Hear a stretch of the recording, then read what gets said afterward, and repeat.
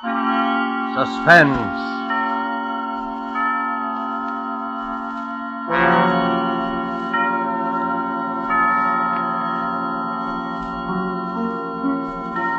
This is the Man in Black, here again to introduce Columbia's program, Suspense.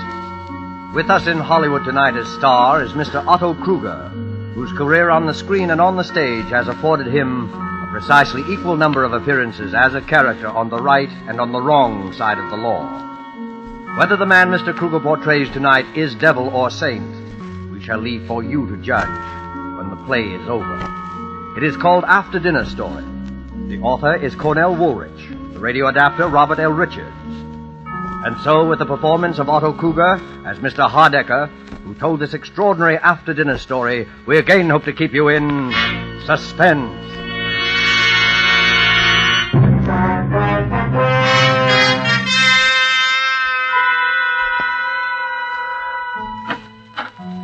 Mr. Hardecker's residence? I believe I'm expected for dinner, please. Your name, sir? Kenshaw is my name. Very good, sir. Mr. Hardecker? Mr. Kenshaw, sir. Number one. Good evening, Mr. Kenshaw. Is this where Mr. Hardecker lives? My name is Lambert. Mr. Hardecker? Mr. Lambert. Number two. My name is Prendergast. I think Mr. Hardecker? Mr. Prendergast. Number three. Mackenzie's the name. Mr. Hardecker? Mr. Mackenzie. Number four.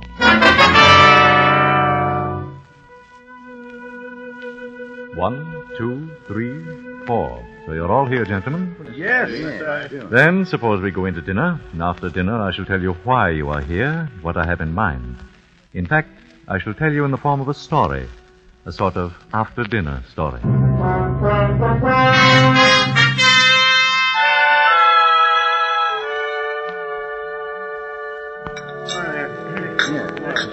right.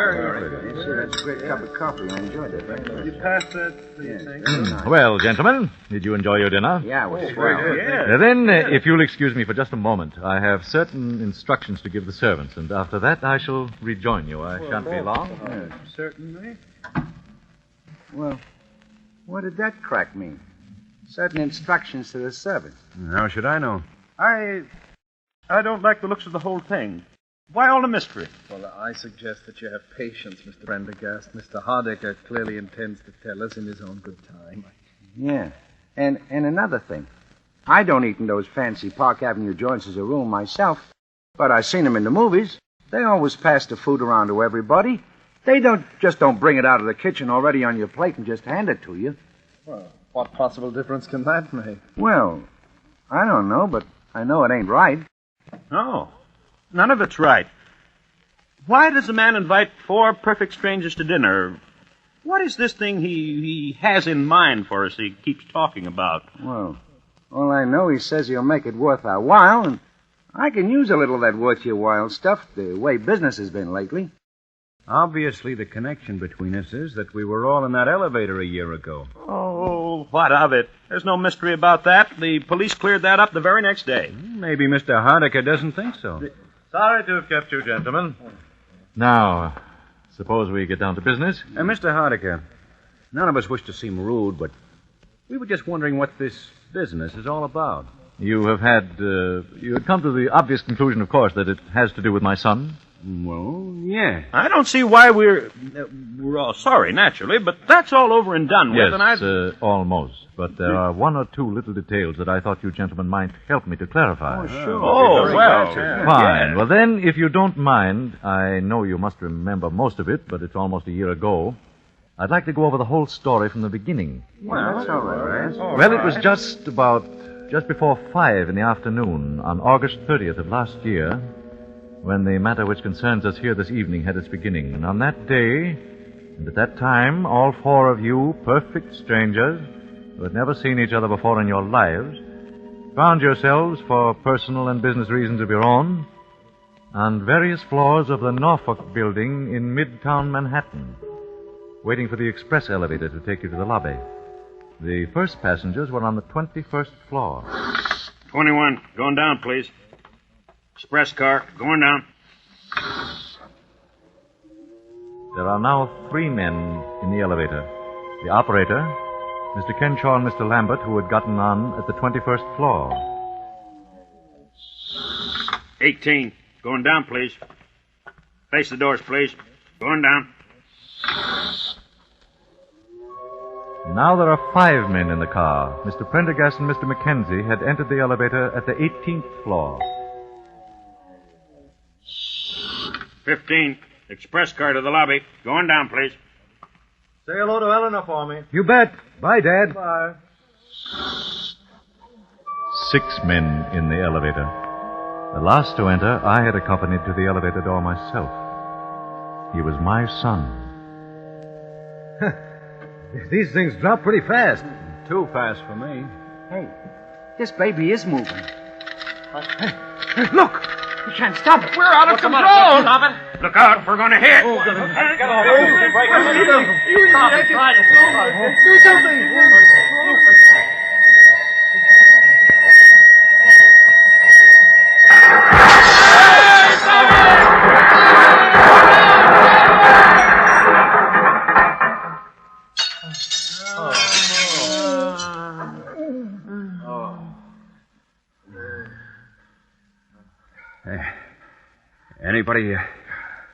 Anybody got a match?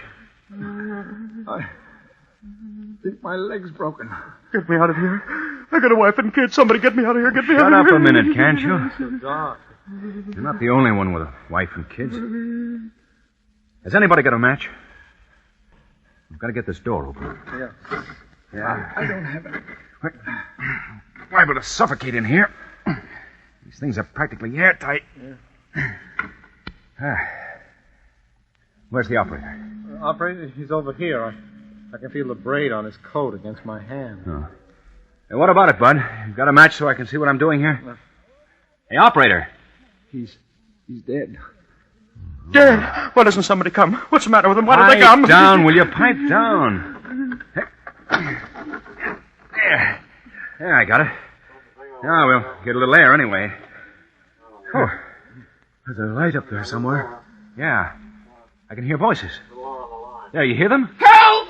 Help! Say, there's no use yelling your head off. They know we're down here. Yeah. I wish my leg didn't hurt so bad. Oh, let's see. Try wrapping your shirt around it tight. May stop some of the pain. Thanks. Yeah, easy. Now what? Nothing. Just sit and wait. That's all.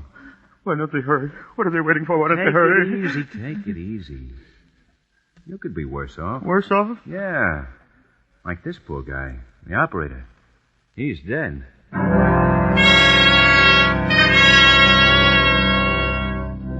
And so you waited. 6 men, 5 living, 1 dead. I know how it must have been for all of you, the minutes dragging by, there in the darkness, with nothing to do but wait. How's your leg? Better. How long do you suppose we've been down here? Well, it's hard to tell. Maybe they think we're all dead. Maybe they're just taking their time. Don't worry. They heard you hollering all But right. Gee, the poor guy. I wonder if he had any kids. The operator? Yeah. I often wondered sometimes what would happen if one of these things ever slipped. Well, now you know. I'll never ride in one again. So he's going to walk up 68 stories to the Rainbow Room. I don't go to the Rainbow Room.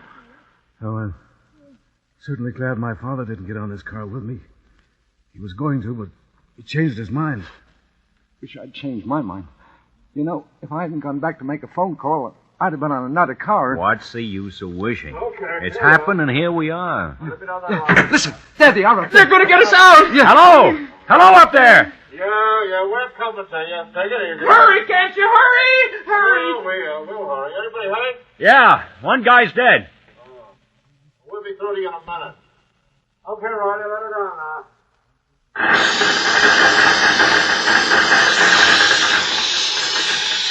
Look at that light up A there. saddle and torches. Yeah, they're gonna cut a hole in the roof. What a racket. Oh, I'm nearly deaf already. Listen, you guys. We're coming through, see? Watch out for sparks. Get your rides and stand back against the wall. Okay. I never knew those things made so much noise. It's because we're close in. What was that? I don't know. I thought I heard somebody holler. Yeah, so did I. Must have been one of those guys up above. Those sparks are enough to blind you. Well, don't look at them. They will blind you. One went right by in front of my face, right across the car. They couldn't have. They're dropping down. Did you see it? It was awful bright. Oh, just a reflection. Don't look at it. I guess they got it cut through. Phew, yeah. I couldn't have stood much more of that. They're pulling off the top. It won't be long now. All right. Stand clear down there.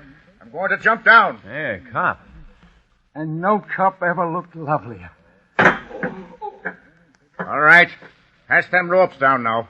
Okay, hold it. All right. Who's first now? Who's the worst hurt of you all? How about this fella? And that's the operator. He's dead. Hey, look. Those other two guys have both passed out. Yeah, shocking, yes. Officer, I've got to get out of here. I feel pretty bad. Hey, hold your horses. There's nothing wrong with you. But I... That man's got a broken leg there. Who's got a broken leg? I have, I think. All right. Can you sit in this rope sling here? I'll try. Now, hang on with both your hands. I'll be all right.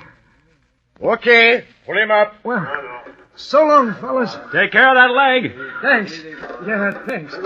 My name's Lambert. And mine's Mackenzie. Maybe we'll run into each other sometime. Yeah. Well, so long. All right, let me have that rope now. Well, who's next now? Well, maybe you better take those two guys that passed out. They might be hurt. Why, sure. How about this young fella? Sure. He got a little blood on him, hasn't he? He has that. Glass from the light fixtures, I guess. Well, I don't think it's serious. You don't, eh? No, he seemed to be all right. Well, whatever he seemed to be, he's not now. This man is dead. Dead?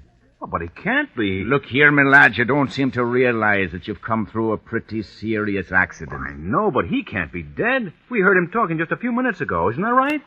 Yes, I heard him. Well, sure. He was talking to us here in the dock. He said something about being glad his father wasn't on this elevator. I can't help what he said or what you heard him say. This man is dead.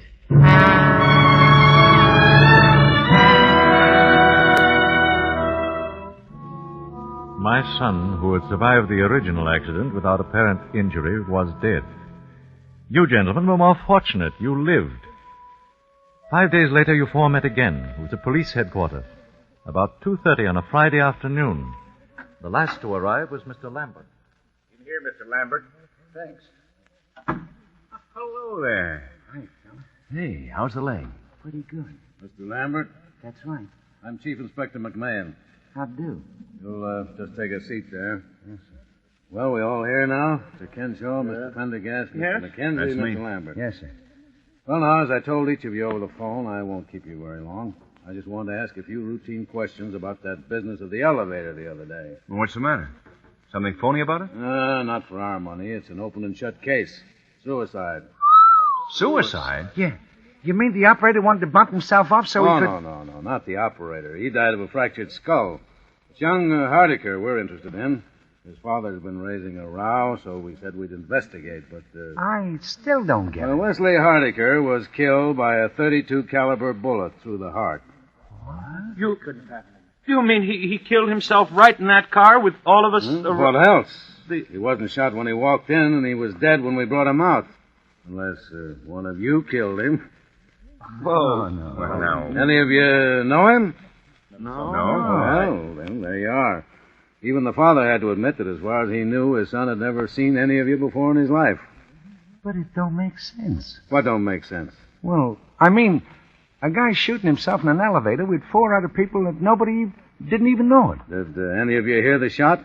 Not before they started the blowtorches. I could swear to that. Couldn't have heard one anyway. Yeah, you see. Hey, wait a minute. Did you hear something? No. But Mackenzie, remember I said when I was laying on the floor of the elevator that I thought I saw a spark from one of those blowtorches that went across the car instead of falling down? That's right. Anybody else see it? The blowtorches were absolutely blinding. You couldn't see a... How about you, Mr. Kenshaw? I'm afraid that I fainted or something silly like that. I'm not a very strong person. Well, it was probably the gunshot, all right. Nothing very mysterious about it. The gun belonged to young Hardiker, licensed in his name, and had only his own fingerprints on it. Well, maybe I shouldn't ask, but why did he do it? The official verdict is suicide while of unsound mind. He seemed all right. He talked to us perfectly sensibly just before it happened. Just goes to show. You never can tell, can you? Oh, he'd always been nervous and highly strung. We got that out of his father. The strain of being down in that black pit was just too much for him, that's all. Oh, what a terrible thing. To break down just as we were about to be rescued. Yeah, it's too bad. Boys seem to have everything to live for, too. But we find that sort of thing all the time. The noise, I suppose. I've read of cases of nervous breakdown caused by noise. Yeah, that's it. Well, I guess I don't need to keep you gentlemen any longer. Well, I'm certainly glad there were no complications. Oh, don't worry. If one of you had anything to do with it, you'd be back in the cell right now.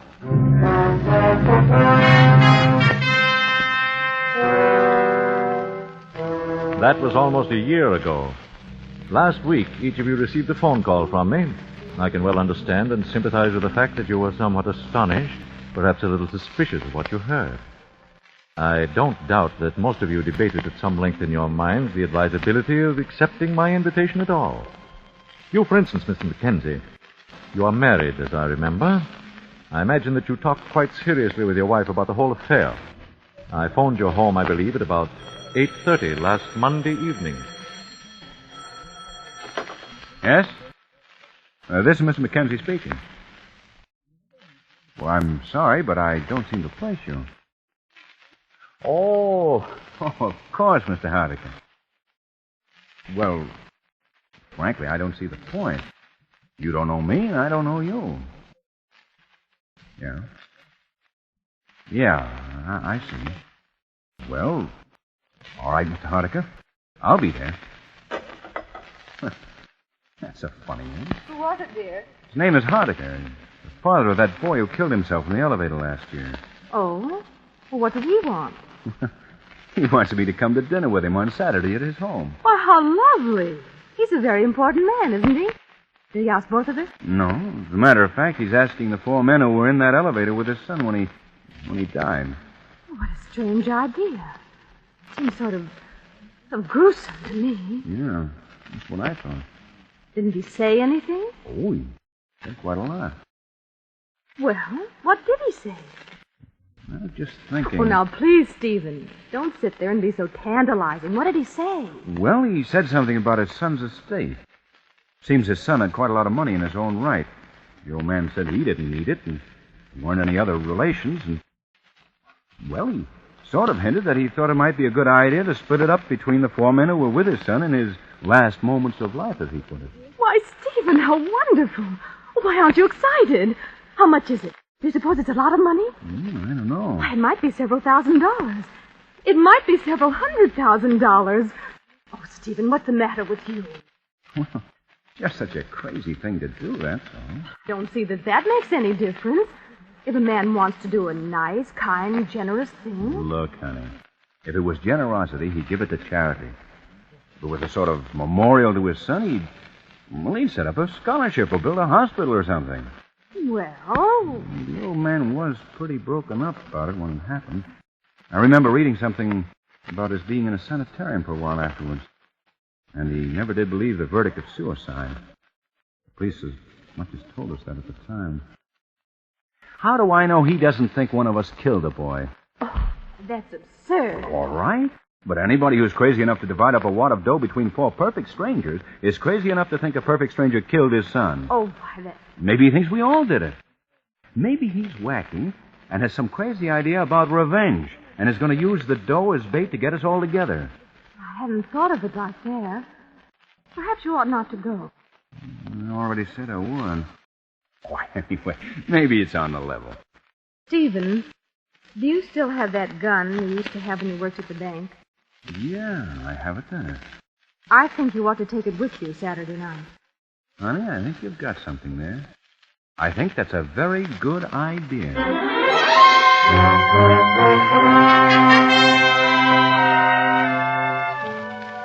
And so, gentlemen, I'm quite gratified that you all saw fit to accept my rather unique invitation, and that we are all here together this evening. By the way, Mr. Mackenzie, I'm afraid I must ask you to give me that gun that you brought along. So that's it. And, Mr. Mackenzie, you will notice that one of my servants who is standing in the door directly behind you has got you covered, is the phrase, I believe. Oh. Okay. Thank you. How did you know? Why, the butler sort of patted all your pockets when you removed your coats, but aside from that, I've spent most of my waking hours during the past year looking into the backgrounds of all you gentlemen. So I was right about this setup after all. Now, look here, Mr. Hardecker. I came here tonight in perfectly good faith. I even canceled a very important business appointment. With Mr. Joseph Donahue of Celluloid Products. Yeah. All right, let's cut out the mystery. What's this all about? Yes, what's the idea? Now, wait a minute. One moment, gentlemen, one moment. I didn't ask you up here under false pretenses. I fully intend to divide my son's estate precisely as I suggested over the phone. I sincerely hope you don't resent my investigation of your backgrounds. Well, gee, Mr. Hardecker, my background isn't much, I guess, but... Perhaps we all owe you an apology, Mr. Hardaker, but you must admit the whole thing's been a little strange. It has indeed been very strange. I think, however, that phase of the matter is about over. Now, before we get down to business, there is one detail that I'd like you to help clear me up. Sure, we'll be glad.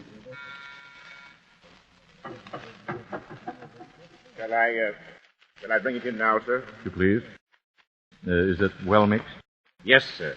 In the center of the table. Thank you, Johnson.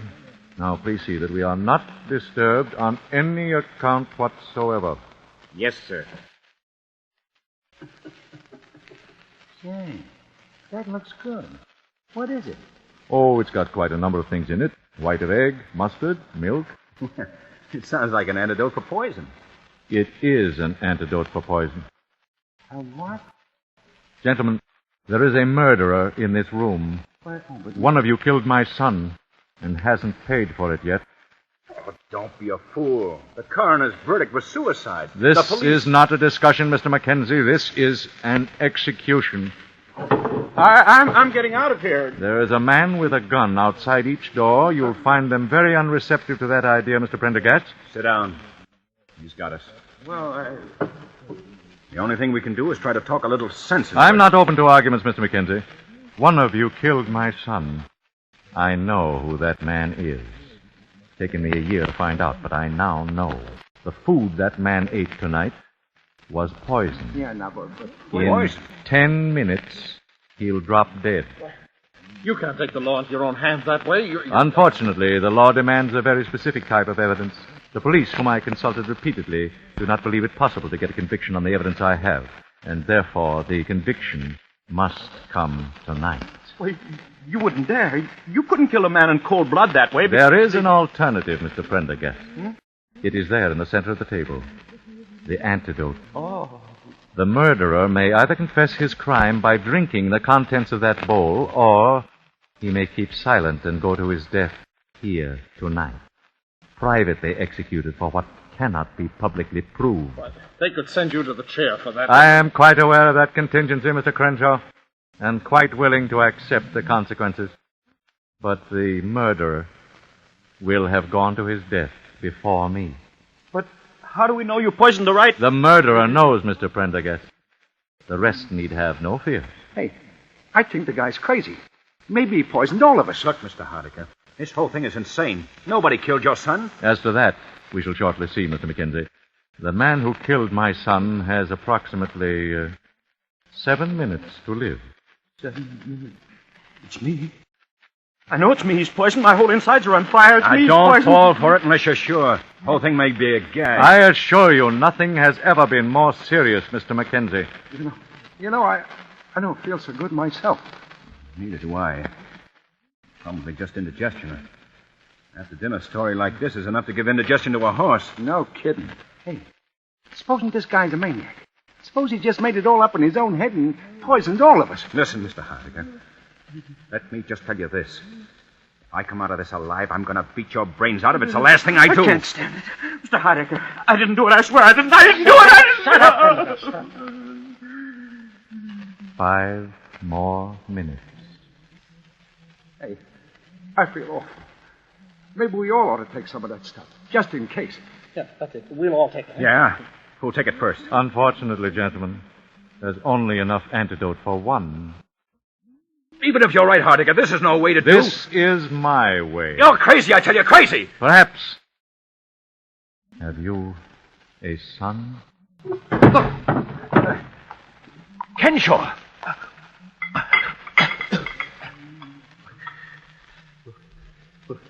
Will it save me? Well, gentlemen, now you know. All right. All right, what do I care? I killed him. And I do it again. I hated him all my life. In school, in college, he never even knew that I existed. He was too good for someone like me. And he had everything. Money, everything. Then he married the girl that I loved. She didn't know how I felt.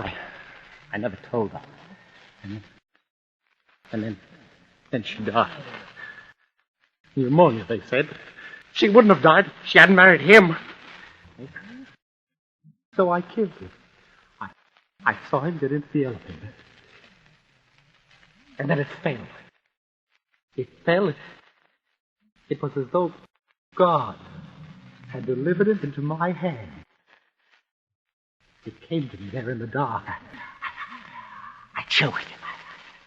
I choked him, and then he got out his gun, and I put my hand over his, and I turned it against him and fired. But I'm glad.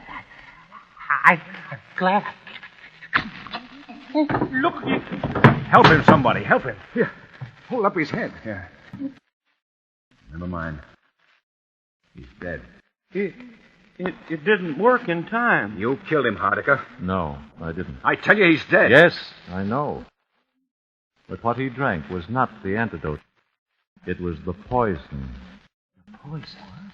You see, I didn't exactly know which of you killed my son. I only knew that one of you must have. And so Robert Kenshaw convicted himself in front of all of you and was his own executioner. But then, he was never poisoned at all until... Until he drank the contents of that bowl. Gee. I shall divide the estate, gentlemen, as I promised. Meanwhile, you may call the police if you like. Let the law and divine providence decide whether this man died by my hand or by the guilt that lay upon his own soul.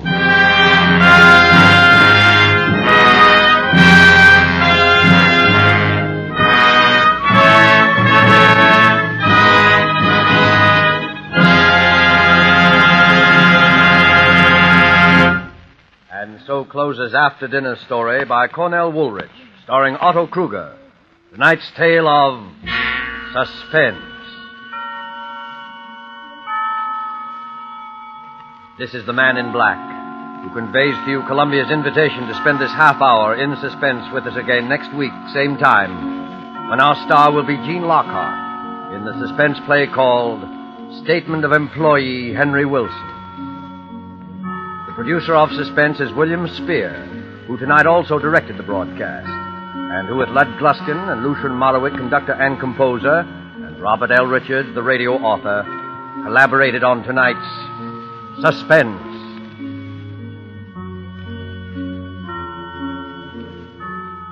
Make a note on your calendar that beginning December 2nd, Suspense will come to you on Thursday evenings at 8 p.m. Eastern Wartime, 7 p.m. Central Wartime, and 6 p.m. Mountain Wartime. Remember, Suspense will be heard on Thursday nights beginning December 2nd. This is the Columbia Broadcasting System.